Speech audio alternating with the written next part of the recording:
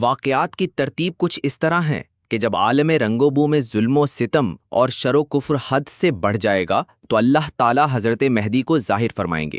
وہ اس زمین پر اپنے دور حکومت میں عدل و انصاف قائم کریں گے، جس کی بدولت زمین اپنی خیر و برکات اگل دے گی۔ متعدد احادیث کے مطابق مہدی کی خصوصیات یہ ہوں گی۔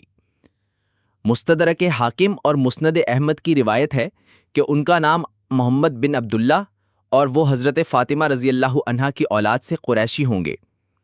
مستدرک حاکم کی روایت ہے کہ وہ 7 یا 9 سال تک حکومت کریں گے اور ان کے دور اقتدار میں مال و دولت کی فراوانی ہوگی۔ سنن ابن ماجہ کی روایت ہے کہ اللہ تعالیٰ ایک ہی رات میں ان کی اصلاح فرمائیں گے اور ان میں حکمرانی کی صلاحیت پیدا کریں گے۔ صحیح مسلم میں ہے کہ لوگوں کی اذیتوں سے بچنے کے لیے وہ بیت اللہ میں پناہ لیں گے۔ مسند احمد میں ہے کہ بیت اللہ کے اندر حجر اسود اور مقام ابراہیم کے درمیان ان کی بیعت کی جائے گی۔ صحیح مسلم میں ہے کہ ان سے لڑنے کے لیے ایک لشکر آئے گا جسے مدینے کے آگے میدان بیدا میں دھنسا دیا جائے گا۔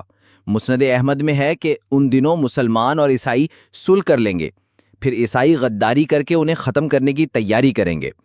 صحیح مسلم کی روایت ہے کہ حضرت مہدی اپنے مسلمان بھائیوں کی مدد کے لیے روانہ ہوں گے۔ ان کے ہمراہ ایک لشکر ہوگا۔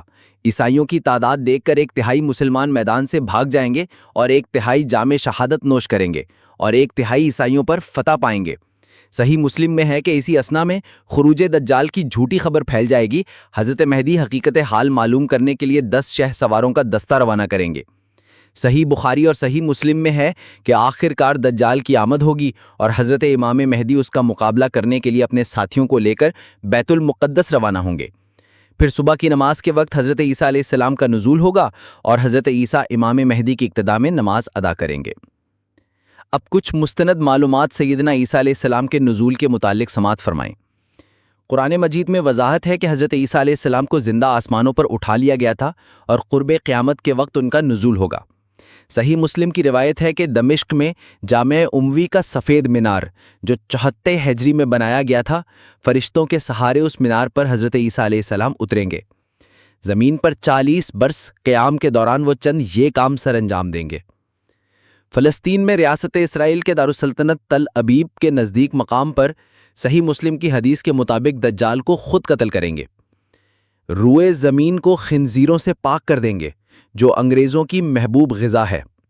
مسند احمد میں ہے کہ اسلام پر لوگوں سے جنگ کریں گے، صلیب کو پاش پاش کر دیں گے اور جزیہ بھی ختم کر دیں گے۔ یاجوج ماجوج کی اقوام بھی ان کی دعاؤں سے انجام کو پہنچ جائیں گی۔ سنن ابو داؤد میں ہے کہ ان کے دور اقتدار میں خوب باران رحمت ہوگی جس کی وجہ سے زمین اپنے خزانوں کو اہل ایمان کے لیے اگل دے گی۔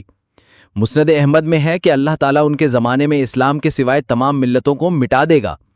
سنن ابو داؤد میں ہے کہ 40 سال قیام کرنے کے بعد ان کا انتقال ہوگا اور مسلمان ان کی نماز جنازہ ادا کریں گے۔